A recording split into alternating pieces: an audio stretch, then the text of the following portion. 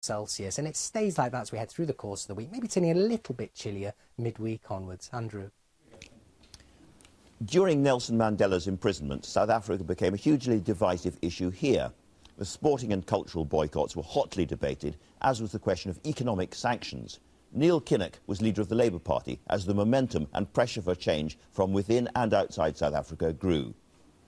He met Nelson Mandela on several occasions after he was released from prison, and he joins me now. Good morning. Hello. The first time I think you met Nelson Mandela was in Sweden. Indeed it was. Ingvar Carlsson, the Social Democratic Prime Minister of Sweden, was a good friend of mine, but Sweden had provided support for the ANC and for South Africans generally in exile as well as in the country in a way that no other country had. So Nelson's choice was to go there first. And it was a huge privilege for Ingvar to ask myself and Glenys to go over and meet him. What was extraordinary about it was, we were in the foreign ministry in Stockholm, and Ingvar asked us to go to the head of the queue, ahead of the cabinet, which was amazing. But we were there with all the TV lights behind us, and Mandela walked through the door and walked straight up to us and said, "You're Neil Kinnock, and you're Glenys Kinnock." And I said, "How did you know that?" And he said, "I've been looking at your photographs." And he had on the wall of his cell in the last 7 or 8 years photographs of all the people who'd spoken in Trafalgar Square and demonstrated, and he knew all their faces. Extraordinary. How important do you think the British anti-apartheid movement was in the terms of getting him out? Mandela called London the second world headquarters of the anti-apartheid movement, and of course right from the late 50s, and certainly strengthening through the 60s, through Sharpeville and the Rivonia trials, there was a very strong anti-apartheid movement here.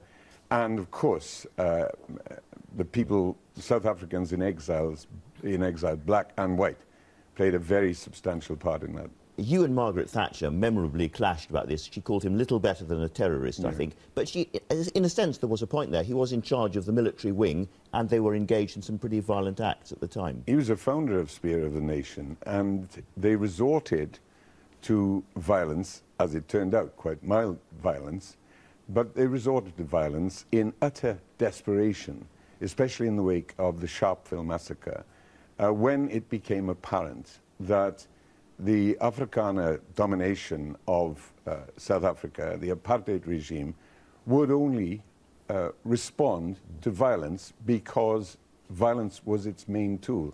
And it was a reluctant decision, but it was a firm decision, and they did what they could to disrupt the state and to draw attention globally to the massive, deep injustice of apartheid.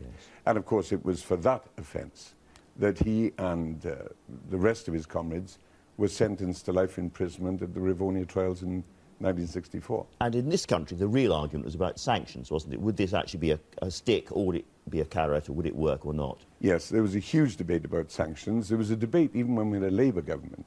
And the great change that the Wilson government made in '74 was to end the Simonstown Naval Agreement with South Africa, by which we had docking facilities and rearming facilities for our fleet. And of course that was hugely controversial. But even the Wilson government didn't make any substantial steps in the direction of the investment and material sanctions, which were the essence of the sanctions campaign. And indeed it was the US Congress, a Republican-dominated Congress, that eventually passed their Sanctions Against South Africa Act and made a huge difference when it cut radically the investment flow into South Africa.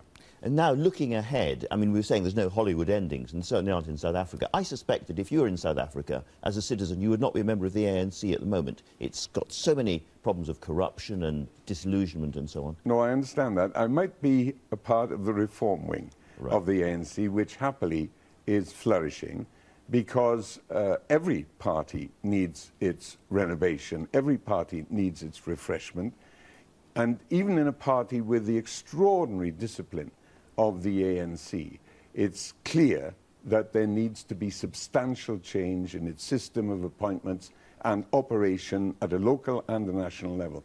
And the people in the ANC arguing for that are showing huge integrity and courage, I suspect, without calling his name in vain, that Nelson Mandela's arguments would be very substantially in their direction, because he was acutely aware of the transitory nature of achievement and the need to keep on building. He made that very plain right throughout his life. So real politics goes on, proper politics, democratic politics. Are you an optimist about South Africa? I am, because partly of the huge resource of its people, because they've shown, even in the most dreadful circumstances, their ability to be innovative and forward-looking.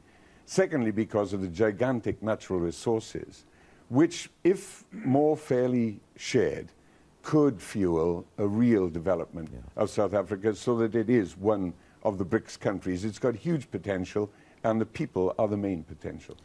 Turning to domestic politics, Ed Balls has had the most appalling pasting this week, all across the media and across politics. If you were a leader and he came into your office looking a bit sort of shamefaced, what would you say to him? Well, I could say to him, don't worry, son, that wasn't a bad week in my terms. But I think he's actually done well. He's been pasted simply because most of the press are lined up very vehemently against it. He had a bad time in the House of Commons. Well, he had 300 Tory MPs, if you look at the recordings, and I'm sure you saw it live, screaming their heads off against him. And it is the truth, as they well know, which is why they organise it, that barracking on a sustained basis is hugely distracting. And all Ed wanted to do, and he was absolutely right, is get through two truths.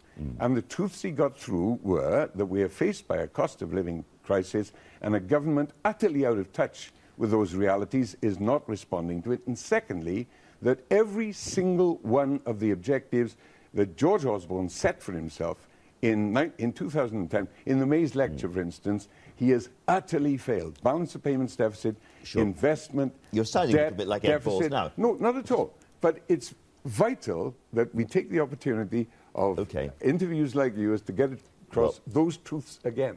Nevertheless, there is no money looking ahead. I mean, the huge debt hangs over the next government. Individual, personal indebtedness is massive in this country. What happens to leftish politics when there is no money left? Well, we can use the same attitude as was evident in the last genuine austerity government, since George Osborne wants to take us back to 1948, as he posted this week. And that is austerity that's got two characteristics. One, it is fair at every possible level, and the broadest backs bear the heaviest burden. They are doing the opposite at this moment. And secondly, that austerity is used as the basis for renewal and prosperity, instead of being used as an excuse to cut the state back to levels where it becomes rudimentary. But that must mean tax rises. It must mean income tax rises, if you're talking about fairness properly, which would leave the current Labour Party open to exactly the same tax bombshell. It depends. It depends who is required to pay the additional tax. And of course, what we've got is a country in which the top rate of tax on people over £150,000 a year has been cut from a 50% rate to a 45% rate. Now, I'm not saying they can pay for everything. But you think it should go up? But bankers' bonuses, taxation should be restored to the rational system that we had, and we should have a top rate of 50%. That is very clearly the Labour Party's unerring policy. And when we say that we're going to balance the economy, balance the books, let's do it in a rational way, which includes the sustaining and development of the civilized parts and the essential efficient parts of life, including education, including R&D, and not destroy, in this bid to apply an ideology of reducing the state, our country to a very long period of extremely low growth. But higher taxes for the very rich. Oh, yes. Absolutely. Neil Kinnock, thank you very much indeed for that.